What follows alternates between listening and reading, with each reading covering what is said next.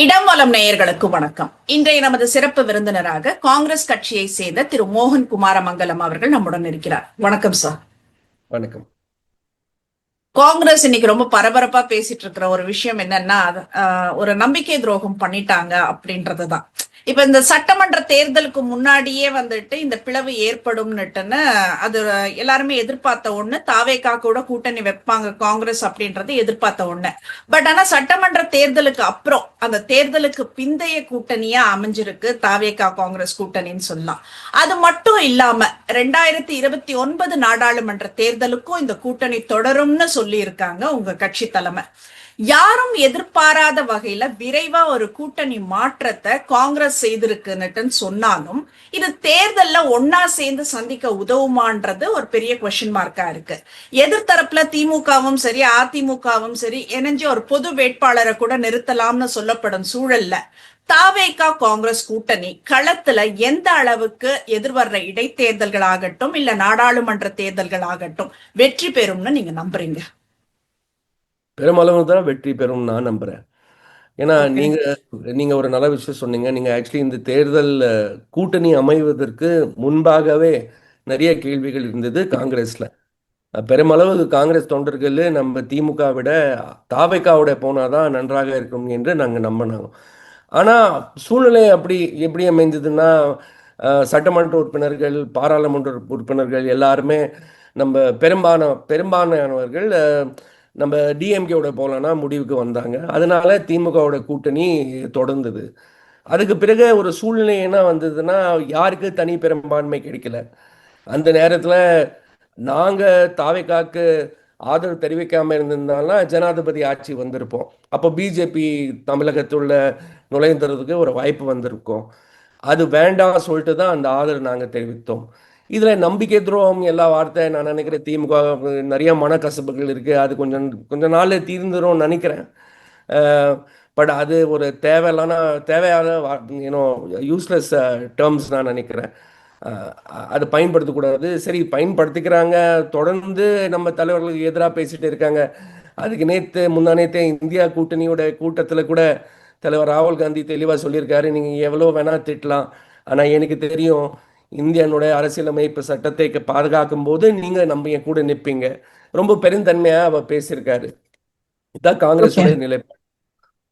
இல்ல, இப்போ நம்ம பாக்குறப்பவே நமக்கே தெரியுது. நம்ம வெளியாட்களா இப்ப நம்ம கட்சிக்காரர்களோ ஒரு அரசியல் விமர்சகரோ இல்ல ஒரு டிவி ஆங்கர் அந்த மாதிரி எல்லாம் கூட வேண்டாம். நம்ம வந்துட்டு ஒரு பொதுமக்களா பாக்குறப்ப கூட ஒரு கட்சி ஜெயிக்கிற வரைக்கும் கூட இருக்கிறதும், தோத்து போறப்ப உடனே வந்துட்டு கட்சி மாறுறது, அதுவும் சொல்லாம கொள்ளாம அவர்களுக்கு ஒரு தேங்க்ஸ் இல்ல ஒரு குட் பை, இது கூட தவறுங்க. சொல்லாம கொள்ளாம இல்ல, எத்தனை பேர் இதை பத்தி பேசியிருக்காங்க. நேத்து பிரவீன் சக்கரவர்த்தி கூட ஒரு பேட்டி கொடுத்தாரு. தலைவர் ராகுல் காந்தி ஃபர்ஸ்ட் முதலமைச்சர் திரு ஸ்டாலினோட பேசிட்டு தான் அப்போ இந்நாள் முதலமைச்சர் திரு ஜோசப் விஜயனோட பேசினாரு. அதுக்கு பிறகு தமிழக காங்கிரஸுக்கு அந்த பொறுப்பை கொடுத்துட்டாரு, நீங்க ஒரு முடிவெடுங்க இந்த விஷயத்துல. அப்போ இதே மாதிரி நம்ம 2014 திமுக நமக்கு சொல்லாம கொள்ளாம விட்டு போயிட்டாங்க மாதிரி நாங்க சொல்லியிருக்கோமா? அப்படின்னு அவங்க யாருமே சொல்ல. அதே மாதிரி 2006 தனி பெரும்பான்மை இல்லாமல் இருக்கும்போது ஆட்சியில் எந்த விதமான பங்கு பெறாமல் கூட நாங்கள் திமுக வெளியில் இருந்து ஆதரவு கொடுத்தோம். ஸோ இது ஒரு கட்சியோட கூட்டணி போட்டு உடனே நீங்கள் ஓடி போயிட்டீங்க சொன்ன இந்த வார்த்தைகள் எல்லாமே புரிதல் இல்லாத ஒருத்தர் பேசுறாரு மாதிரி தான் நினைப்பேன். மக்கள் மனசுல கூட அது அப்படி இல்லை. அதாவது மக்கள் ஒரு முடிவு பண்ணாங்க இந்த தேர்தலில், திரு விஜய் அவர்கள் முதலமைச்சரா வரணும், ஒரு மிகப்பெரிய தமிழகத்தில் ஒரு மாற்றம் தேவைப்படுகிறது சொல்லிட்டு பெரும்பான்மை மக்கள் திரு விஜய் அவர்கள் முதலமைச்சரா வரணும் விரும்பினாங்க. அப்போ நம்ம மக்களுக்கு அது நம்ம ஆதரவு தெரிவிக்காம இருந்திருந்தால் it is like going against the will of the people. மக்களுக்கே துரோகம் பண்ண முடியும். Sorry for the interruption. நான் என்ன கேக்குறேன்னா, பெரும்பான்மை எல்லாம் கிடையாது. நம்ம பெரும்பான்மைக்கு வந்துட்டா திமுகல இருந்த கூட்டணி கட்சிகளை தான் நம்ம சேர்த்தோம். நம்ம பெரும்பான்மை கொடுக்கல இல்லைங்களா? 1.25 கோடி மக்கள் மட்டும் தான் போட்டிருக்காங்க. அது வந்துட்டு உங்களுக்கு அதை வச்சு உங்களுக்கு ஒரு ஆட்சி அமைக்கிறதுக்கு முடியாத நிலைமையில தானே இருந்தது. நீங்க ஓட்டு எண்ணிக்கை எடுத்து பார்த்தானா அப்போ ஒவ்வொரு தேர்தல் பத்தியும் நம்ம பேசலாம். 3%, 2% தான் வித்தியாசம் வருது. யாருமே பெரும்பான்மை மக்களின் வாக்குகள் பெற்றுக்கொண்டுதான் ஆட்சி அமைக்கிறாங்க மாதிரி நம்ம சிஸ்டத்திலே கிடையாது. அதுக்கப்புறம் it was either president's rule, ஜனாதிபதி ஆட்சி, ஆர் நாங்க ஆதரவு தெரிவிச்சா அதுக்கப்புறம் படிப்படியாக அங்கிருந்து கூட்டணி கட்சிகள் வந்து ஆதரவு தெரிவிச்சாங்க. அது கூட இப்போ நிறைய மாற்றங்கள் வருது அவங்களோட வாதங்கள்ல கூட. இப்போ ஃபர்ஸ்ட் என்ன பேசப்பட்டது, திமுகவோட ஒப்புதலுடன் தான் வந்தாங்க. ஆனா அன்னைக்கே கம்யூனிஸ்ட் கட்சி சொல்லிட்டாங்க, எங்க நாங்க தனி கட்சி, நாங்க தனி முடிவு எடுக்கக்கூடிய இடத்துல இருக்கோம், எங்களுக்கு எங்களுக்கு யார் ஒப்புதலே தேவையில்லை. அதே மாதிரி விடுதலை சிறுத்தைகள் கூட கடைசி கட்டத்தில் அப்போ வந்து ஆதரவு தெரிவிச்சாங்க. ஃபர்ஸ்ட் நாங்க அமைச்சரவையில் பங்கு பெற மாட்டோம் சொன்னாங்க. அதுக்கப்புறம் அமைச்சரவையில் கூட அவங்க இப்போ பங்கு பெற்றுக்கொண்டு செயல்பட்டுட்டே இருக்காங்க.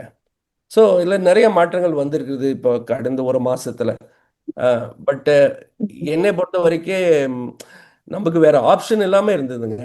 ஒண்ணு நாங்க ஆதரவு தெரிவிக்காமல் இருந்திருந்தோம்னா இவங்க கூட அதுக்கு பிறகு வந்திருப்பாங்களா இல்லையா நமக்கு தெரியாம இருக்கு.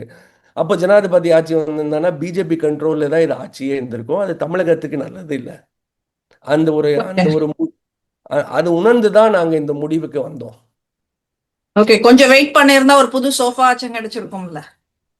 புது சோஃபாக்கு கூட பின்னணி உங்களுக்கே தெரியும். அது புது ஓகே. சோஃபா சோஃபா மட்டும் தான் இருந்தது. பாவம் அவங்க வீட்டுல நல்லா சோஃபா இல்ல, முதலமைச்சர் வர போறாரு சொல்லிட்டு சோஃபா கூட்டிட்டு வந்தாங்க. அதுக்கு இவர் சோஃபா சோஃபா என்ன சொல்றாரு எனக்கு புரியல. உதயநிதியோட சோஃபா வாதம் பத்தி எனக்கு நிஜமா ஒண்ணும் புரியல. அவர் என்ன சொல்ல வராரு, சோஃபாக்குள்ளார ஏதோ இருந்ததா இல்ல என்னன்னு தெரியல. ஓகே. இப்போ காங்கிரஸ் பெற்ற தொகுதிகள்லன்னு பாக்குறப்போ பாதி தொகுதிகள் தோத்துடுச்சு அப்படின்றதுதான் வந்துட்டு நல்லா கண்கூடா பார்க்க முடியுது. அதுக்கு வந்துட்டு சீட்டுகள் எல்லாம் வந்துட்டு ஏலம் முறையில வித்ததுதான் காரணம்னுட்டுன்னு கட்சி நிர்வாகிகளே சொல்றத பார்க்க முடிஞ்சது.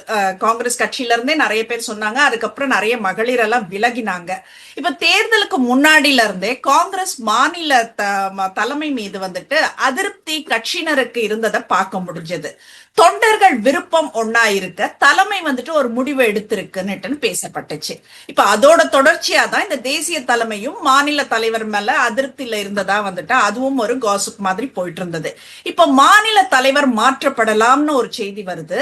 தமிழக காங்கிரஸ் கமிட்டி தலைவர் மாற்றம் உண்மையாவே நடக்க வாய்ப்பு இருக்கா, இல்ல யார் தலைவரா நியமிக்கப்பட வாய்ப்பு இருப்பதா நீங்க நினைக்கிறீங்க? எது பெஸ்ட் சாய்ஸா இருக்கும்னு நீங்க நினைக்கிறீங்க? அது எனக்கு தெரியாதுங்க. நிறைய பேர் கேட்கறாங்க, பட் தான் தெரியும். அது தலைமை தான் முடிவு எடுப்பாங்க சரியான நேரத்துல. அதுக்கு முன்பு காங்கிரஸ் தமிழக காங்கிரஸுக்கு அகில இந்தியா பொறுப்பாளர் ஒருவர் இருந்தார், திரு கிரீஷ் சோடங்கர். அவருக்கு கூட இப்போ கோவாவோட மாநில தலைவராக நியமிச்சிருக்காங்க. அதனால அவருக்கு பதிலாக ஒரு பார்வையாளர், ஒரு பொதுச் செயலாளர், பொறுப்பாளராக அவங்க நியமிக்கணும். அதுக்கு பிறகுதான் நான் நினைக்கிறேன் தமிழக காங்கிரஸுக்கு ஒரு புதிய தலைவர் அவன் நியமிப்பாங்க. இப்போ இருக்கிற தலைவர் திரு செல்வ பெருந்தகை ஏற்கனவே தேர்தலுக்கு முன்பே அவர் சொன்னாரு, நான் ராஜினாமா கொடுக்க போறேன் இந்த தேர்தலுக்கு. அப்படி சொல்றதுனால மாற்றம் ஒண்ணு கண்டிப்பா வரும்னு நான் நினைக்கிறேன். ஆனா யார் வருவாரு என்னால சொல்ல முடியாதுங்க. ஓகே. வாய்ப்பு கொடுக்கலாம்னா என்னுடைய கருத்து. இப்போ இப்போ நீங்க பார்த்தானா இப்போ தமிழக அரசியல் களமே இப்போ எல்லா இளைஞர்கள் வந்திருக்காங்க. ஒரு பக்கம் உதயநிதி இருக்காரு, ஒரு பக்கம் முதலமைச்சர் திரு விஜய் இருக்காரு, அண்ணாமலை அந்த பக்கம் ஒரு இயக்கம் தொடங்கி இருக்காரு. அதனால காங்கிரஸ்ல கூட ஒரு அடுத்த தலைமுறைக்கு ஒரு வாய்ப்பு கொடுப்பாங்க நான் நினைக்கிறேன். கண்டிப்பா சார்.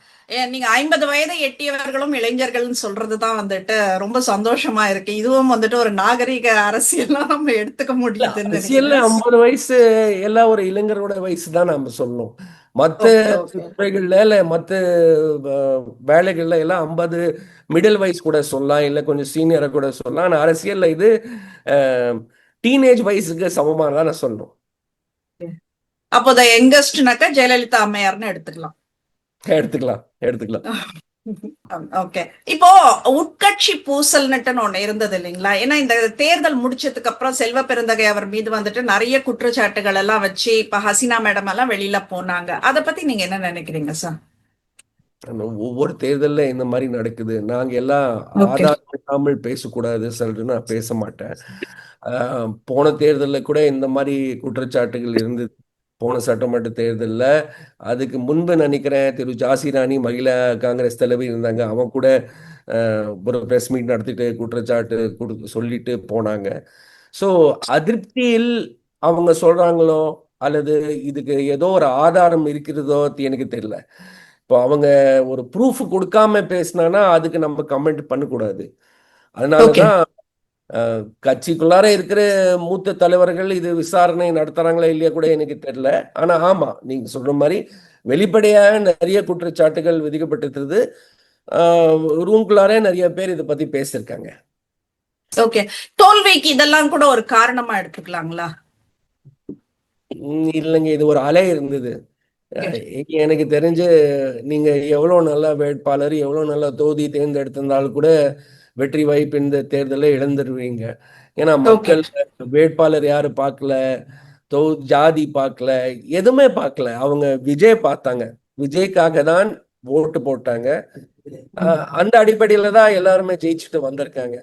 அதனால சரியான வேட்பாளர் தேர்வு நடக்கல, சரியான தொகுதி தேர்வு நடக்கல, அதனாலதான் நாங்க இவ்வளவு பெரிய ஒரு தோல்வி சந்திச்சிருக்கோம் சொன்னானா அது யாருமே ஏத்துக்க போறது இல்லை இன்னைக்கு. Okay, got it. இப்போ நடந்து முடிஞ்ச இந்த சட்டமன்ற தேர்தல்ல பாஜகவுடன் கூட்டணி வச்சு எதிர்க்கட்சி அந்தஸ்தையும் இழந்து நிற்கிறது அதிமுக. இப்ப திமுக ஆட்சி மீதான அதிருப்தி பொதுவா அதிமுகவுக்கு சாதகமான ஓட்டு தான் கொடுத்திருக்கணும். ஆனா இது இத்தனை ஆண்டு கால தேர்தல் முடிவுகள்ல அதுதான் வந்துட்டு நாம பார்த்திருக்கோம். பட் இது வந்துட்டு கொஞ்சம் வித்தியாசமா இருந்தது, அதிர்ச்சியாவும் இருந்தது. இந்த முறை வந்துட்டு தாவேகா வென்றதும் அதற்கு அதிமுகவினரே தாவேகாவுக்கு பல தொகுதிகள்ல வாக்களிச்சதும் ஒரு காரணமா பார்க்கப்படுது. ஆனாலும் அதையெல்லாம் பத்தி என்ன ஏதுன்னு அனலைஸ் பண்ணாம ஆட்சி கவிழும், 3 மாசத்துல இந்த ஆட்சி இருக்காதுன்னுட்டு தொடர்ந்து எடப்பாடி பழனிசாமி அவர்கள் சொல்லிட்டே இருக்காரு. அதிமுக பாஜக கூட்டணியில இந்த தோல்வி மற்றும் எடப்பாடி பழனிசாமி அவர்களின் இந்த விமர்சனத்தை நீங்க எப்படி பாக்குறீங்க? ஆட்சி கவிழும் நிலை ஏற்படும் வாய்ப்பு இருக்கா? நான் திரு எடப்பாடி பழனிசாமியை நேரில் சந்திச்சு பலமுறை பேசியிருக்கேன். ஏன்னா அவர் ஊர்க்காரன் சொன்னான். அவர் ஏன் ஊர்க்காரன் சொல்லாம நானே சேலம் தான், அவரே சேலம் தான். அதனால எனக்கு அவரோட அணுகுமுறை, அவரோட நிர்வாகம் எல்லாமே ரொம்பவே பிடிக்கும் உண்மையா சொன்னேன். ஆனா மக்கள் இன்னைக்கு ஒரு யதார்த்தமான உண்மை என்னன்னா, மக்கள் அவருக்கு ஒரு தலைவராக ஏத்துக்கல. இது அவரே உணர்ந்து கொண்டு அவருடைய கட்சியில் வேற ஒருவருக்கு வாய்ப்பு கொடுக்கணும்னா நான் நினைக்கிறேன். அவருக்கு ஆலோசனை சொல்லக்கூடிய இடத்தில் நான் இல்லை. இருந்தாலும் இன்னைக்கு அண்ணா திமுக என்ற ஒரு கட்சியை காப்பாற்றணும்னா அது திரு எடப்பாடி பழனிசாமியால தான் முடியும். கொஞ்சம் பெருந்தன்மையா அவர் வேற ஒருவருக்கு இந்த வாய்ப்பு கொடுக்கணும் என்று நான் நினைக்கிறேன். அவர் இப்படி 3 மாசத்துல கட்சி போயிடும். இதுல ஐரானிக் ஒரு வார்த்தை இருக்கு இங்கிலீஷ்ல. இதுல ஐரானிக்கான விஷயம் என்னன்னா, இதே அவர் ஆட்சி பத்தி நிறைய பேர் சொல்லிட்டு இருந்தாங்க.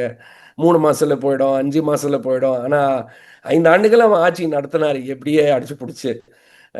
எனக்கு தெரிஞ்சு விஜய்க்கு கூட அந்த அளவுக்கு கடினமான ஒரு விஷயம் இல்லை இந்த ஆட்சியை 5 வருஷம் நடத்துறதுக்கு.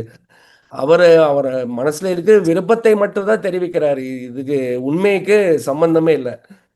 இந்த ஆட்சி ரொம்பவே எளிதா ஒரு 5 வருஷம் கடந்து மீண்டும் கூட நான் நினைக்கிற ஆட்சியில வர்றதுக்கு வாய்ப்பு இன்னைக்கு இருக்கிற சூழ்நிலை எடுத்து பார்த்தானா அதிகமா தான் இருக்கு. ஏன்னா அவருக்கு அந்த அளவுக்கு ஆதரவு இருக்கு மக்கள் மத்தியில. அப்போ அவர் எடுத்து ஒவ்வொரு நடவடிக்கை நீங்க எடுத்து பார்த்தோன்னா ஊழல் குறைப்பதற்கு, ஊழல் கண்டுபிடிக்கிறதுக்கு, இது எல்லாத்துக்கும் மக்கள் மனசுல ஒரு வரவேற்பு இருக்கு. மக்கள் மத்தியில ஒரு பெரிய வரவேற்பு இருக்கு. அதனால இந்த 3 மாசத்துல ஆட்சி போடையில இந்த வாதங்கள் எல்லாருமே கொஞ்சம் அரசியல் பேச்சு தான், வேற ஒண்ணும் இல்லை. Okay sir. இப்போ திமுக கூட கூட்டணி அமைச்சு காங்கிரஸ் போட்டிட்டாங்க. முன்பு இருந்த தொகுதிகளை விட கூடுதல் தொகுதிகளை பெற்று போட்டிட்டாங்கன்னே சொல்லலாம். ஏன்னா லாஸ்ட் டைம் விட இந்த வாட்டி மார்ஜின் ஜாஸ்தி தான் இருந்தது. இப்ப நாங்க தாராள மனசோட தொகுதிகளை கொடுத்தோம், தெரு தெருவா பிரச்சாரம் எல்லாம் செஞ்சோம். ஆனா தேர்தல் தோல்விக்கு பிறகு எங்களுக்கு துரோகம் செஞ்சுட்டு தாவேகாவுடன் காங்கிரஸ் போயிடுச்சு அப்படின்னு தொடர்ந்து திமுக தரப்புல இருந்து தினமும் விமர்சனம் வைக்கப்படுது.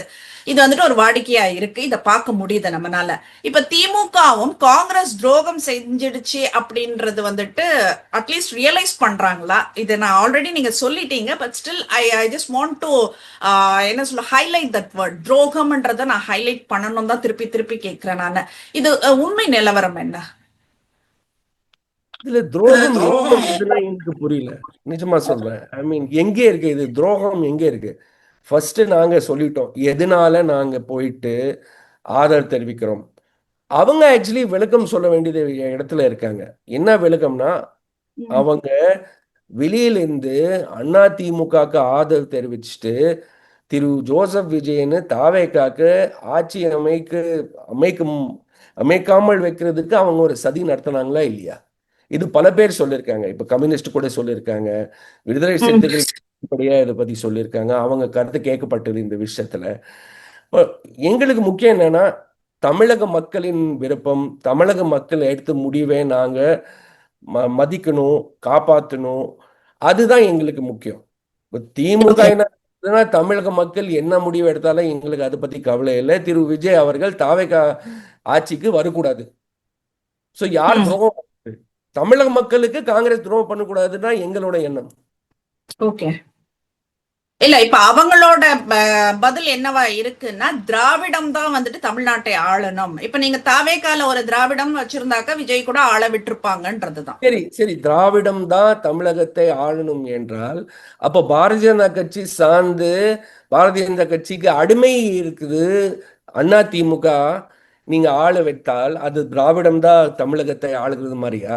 இத்தனை ஆண்டுகளாக நீங்க என்ன சொல்லிட்டு இருந்திருக்கீங்க? ஏடிஎம்கேனா பிஜேபி, ஏடிஎம்கே பிஜேபியோட முகமூடி. நீங்க அண்ணா ஆமா, திமுக ஓட்டு போட்டா அது தாமரைக்கு ஓட்டு போடுறதுக்கு சமம். இப்போ ஆமா. திடீர்னு இப்போ நீங்கவே ஏடிஎம்கே ஆட்சிக்கு வழி கொடுத்தால் அது பிஜேபி ஆட்சியா இல்ல திராவிட ஆட்சியா? இது எப்படி மாறுது? ஸோ உங்களுக்கு என்ன சாதகமா இருக்கு அதுக்கு தகுந்த மாதிரி நீங்க பேசுறீங்கன்னா அது மக்களுக்கே புரியுது. இப்ப சமீபத்துல நடந்த இப்ப இந்தியா கூட்டணி அந்த கட்சிகளோட கூட்டத்துல வந்துட்டு டெல்லியில பல இடங்கள்ல கூட்டணியில இருக்கிற காங்கிரஸ் உட்பட பல கட்சிகளை விமர்சிச்சு பேனர்கள் வைக்கப்பட்டிருந்ததை பார்க்க முடிஞ்சது. இது திமுகவின் அதிகாரப்பூர்வ நாளேடு முரசொலியில திமுக தான் அந்த பேனர்களை வச்சதாவும் உறுதியே செஞ்சிருந்தாங்க. காங்கிரசுடன் மட்டும்தான் திமுகவுக்கு பிரச்சனை.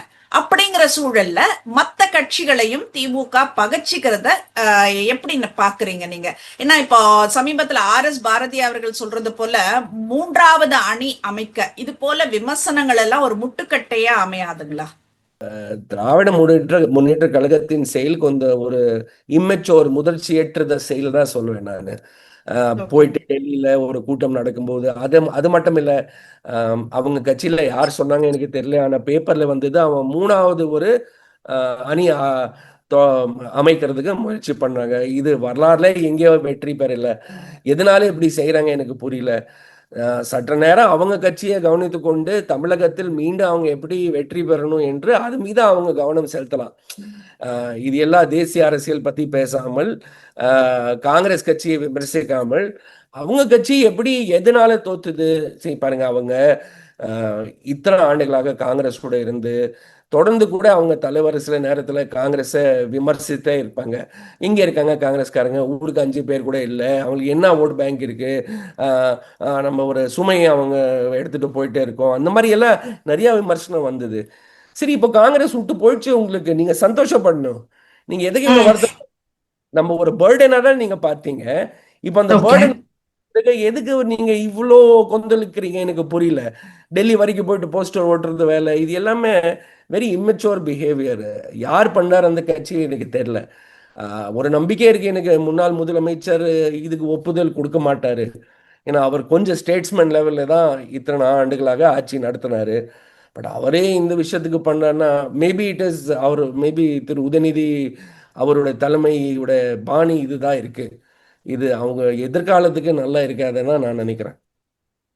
சரி, உங்களை இப்ப நீங்க சொல்றீங்கல்ல உங்க பாரம் விட்டு போச்சு அப்படின்னு சொல்லிட்டு நாங்க விலகிட்டோம் அப்படின்றத சொல்றீங்க, அவங்க நாகரிகமா நடந்துக்கணும்னு சொல்றீங்க, ஓகே அக்செப்டட்.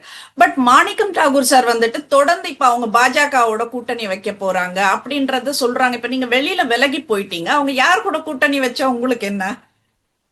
எங்களுக்கு ஒண்ணு இல்லைங்க. அவங்க தானே பாஜக உள்ள வந்தா தமிழகத்திற்கு அவன். ஆபத்து என்று அவங்க தொடர்ந்து கடந்த என்ன ஒரு 15 ஆண்டுகளாக அதை தான் சொல்லிட்டே இருக்காங்க.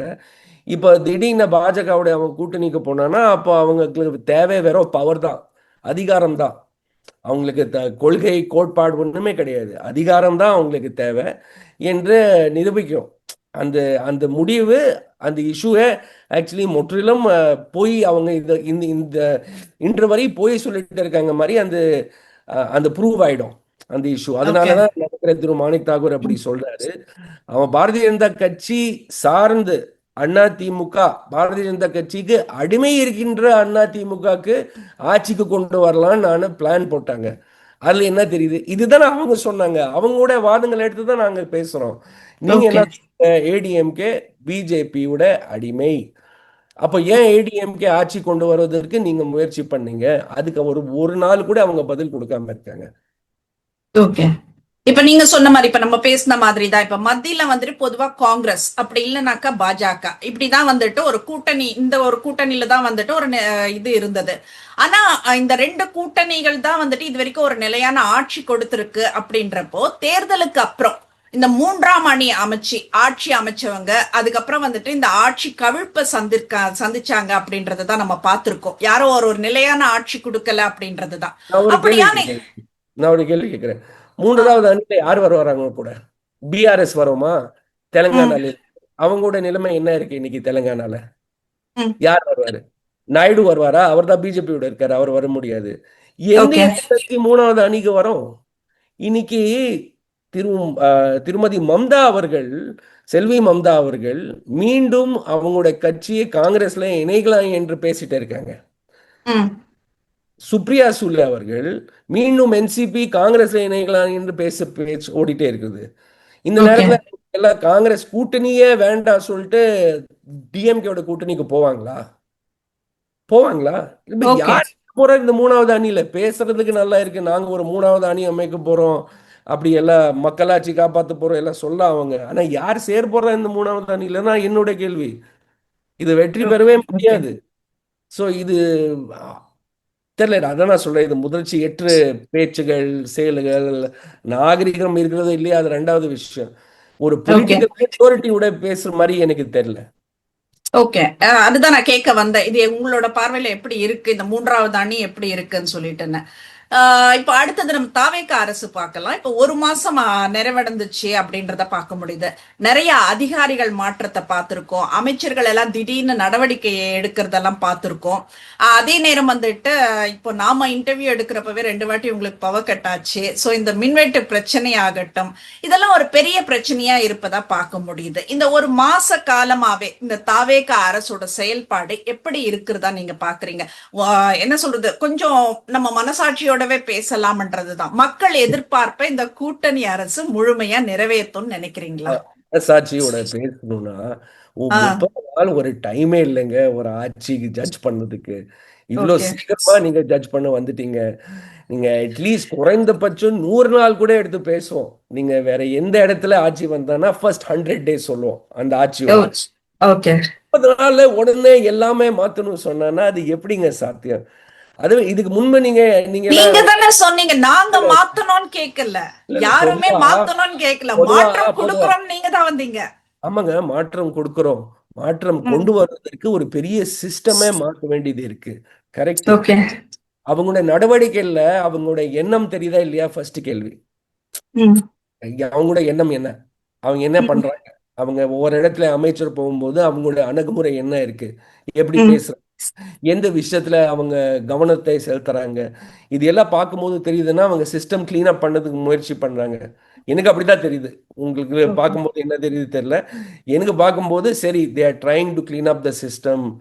அவ்வளோ வெளிப்படையா டாஸ்மாக்ல எந்த இடத்துல எவ்வளவு லஞ்சம் கொடுக்கப்படுகிறது, எவ்வளவு ஊழல் இருக்குது, அப்படி அவங்க பட்டி எடுக்கும்போது, இப்போ வெளியே எடுக்கும்போது நான் இது வரைக்கும் எங்கேயோ இந்த மாதிரி பார்த்ததே இல்லை. அவ்வளோ வெளிப்படையா போடும்போது எல்லாமே. So okay, they want to clean up the system. ஊழல் குறைக்கிறதுக்கு அவங்க குறைப்பதற்கு அவங்க இல்ல போன திமுக ஆட்சியிலேயே இத்தனை இதெல்லாம் மூடி இருக்கும் அப்படின்றத நான் வெளிப்படையா கொடுத்தாங்க. இல்ல கடைகள் மூடுறது பிரச்சனை இல்லைங்க. அவங்க 10 ரூபாய்ங்களா விஷயத்துல எவ்வளவு பணம் லஞ்சமாக யாருக்கு போகுது, அதனால எப்படி நஷ்டம் ஏற்படுகிறது? ஒரு போன முறை வரும்போது உடனே ஒரு 5000 கோடி கூட இந்த டிரான்ஸ்ஃபார்மர் கான்ட்ராக்ட் கேன்சல் பண்ணாங்களா? இல்லையே. உங்களுக்கே தெரியும், எல்லாருக்கும் தெரியுங்க. பொதுவாக டிஎம்கே அண்ணா திமுக வரும்போது அவங்க சேர்ந்து ஒவ்வொரு முறையும் வரும்போது என்ன ஆகும்னா, டிஎம்கே ஆட்சியில் இருக்கும்போது 70% கான்ட்ராக்ட் அவன் பிடிச்சிருவாங்க, 30% ஏடிஎம்ஏ கொடுத்துருவாங்க. அண்ணா திமுக வரும்போது அப்படியே மாறும். அதனால 2 பேர் சேர்ந்து தாவேக்கா வரக்கூடாது பார்த்தாங்க. அப்படிதான் எனக்கு தோணுது.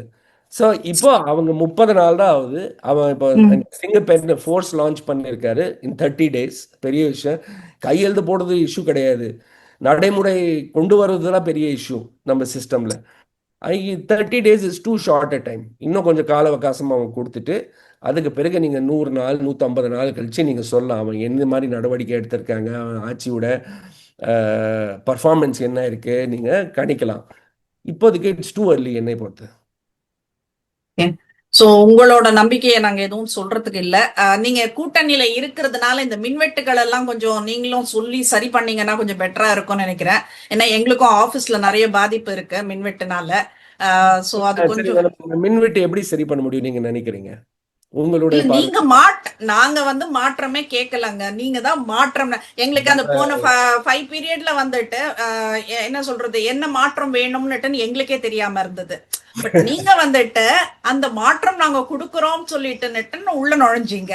ஆனா இப்போ என்ன சொல்றது, மாற்றம் என்ன பண்ணிருக்கீங்கன்னாக்கா நல்லா போயிட்டு இருக்கிற சிஸ்டமா வந்துட்டு இல்லன்னு பண்றதுதான் மாற்றமா கொடுத்துட்டு இருக்கிற மாதிரி எனக்கு தோணுது. ஏன்னா நாங்க இவ்வளவு நாள் வந்துட்டு இந்த மாதிரி ஒரு பவர்கட்டை நாங்க ஃபேஸ் பண்ணல. இது வந்துட்டு ரொம்ப ஜாஸ்தியா இருக்குன்றது தான் நாங்க இதை ஃபீல் விட பண்றோம். அதிக பவர் கட் நம்ம சம்மர்ல ஃபேஸ் பண்ணிருக்கோம். நீங்க உணர்ந்து ஒன்ஸ் பாருங்க. Upon a time. இதை விட ஓகே அதிகமா ஃபேஸ் பண்ணிருக்கோம். கரெக்ட். ஓகே யா நம்ம அதிகமா காசு கொடுத்துட்டு வேற மாநிலத்துல இருந்து ஷார்ட் டேர்ம் பவர் வாங்கும்போது மந்திரிகள் எல்லாமே ₹1 ₹2 யூனிட்டுக்கு அவங்க ஜோப்ல வச்சுட்டு இருந்திருக்காங்க. அந்த கான்ட்ராக்ட்ஸ் எல்லாமே நம்ம மறுபடி பார்த்துட்டு சரி பண்ணணும். இப்போ நம்ம அரசாங்கத்தை செலவு பண்ண காசுல இருந்து கொஞ்சம் காசு சேவ் பண்ணிட்டு தான் நம்ம மற்ற இடங்களை செலவு பண்ண முடியும். கரெக்ட். ஓகே ஓகே பொருளாதார சூழ்நிலை இந்திய அளவுல எவ்வளவு மோசமா இருக்கு உங்களுக்கு நல்லாவே தெரியும். கரெக்ட். ஓகே ஓகே வாக்குறுதி நிறைவேற்றோம்னா நம்ம இதுக்கு உண்டான வருவாய், அரசாங்கத்துக்கு வருவாய் எப்படி பெருக்க போறதுதான் பெரிய கேள்வி. அதுல அவங்க ஒவ்வொரு விஷயம் எடுத்து பாக்குறாங்க என்று நான் நினைக்கிறேன். எனக்கு அவ்வளோ க்ளோஸா நான் அரசாங்கத்தை எனக்கு உள்ள இருந்து எனக்கு என்ன நடக்குது எனக்கு தெரியல. பட் வெளியில இருந்து வந்து தகவல் வச்சுதான் நான் அசியூம் பண்றேன், அசம்ஷன் ஓகே பண்றேன். Okay sir. சோ பாப்போம். அடுத்த நாடாளுமன்ற தேர்தல் ஆகட்டும் இல்ல அடுத்து நீங்க சொல்ற மாதிரி சட்டமன்ற தேர்தல்ல உங்கள் கூட்டணி நிலைக்குமான்றதையும் பாக்குவோம். இப்ப நீங்க சொன்ன மாதிரி ஒரு 100 நாட்கள் கூட எடுத்துக்கங்க, என்ன சேஞ்சஸ் கொண்டு வரீங்கன்றத நம்ம கண்கூடா பார்க்க தான் போறோம் என்ன இருக்குன்னுட்டுன்னு. அந்த 100 நாள் கழிச்சு உங்களை கண்டிப்பா நான் இன்னொரு இன்டர்வியூ எடுக்கிறேன், என்ன மாற்றம் கொண்டு வந்திருக்கீங்க அப்படின்னு. இது இடம்பலம் நேயர்களுக்கு உங்கள் நேரத்தை கொடுத்தமைக்கு மிக்க நன்றி சார். தேங்க்யூ. தேங்க்யூ.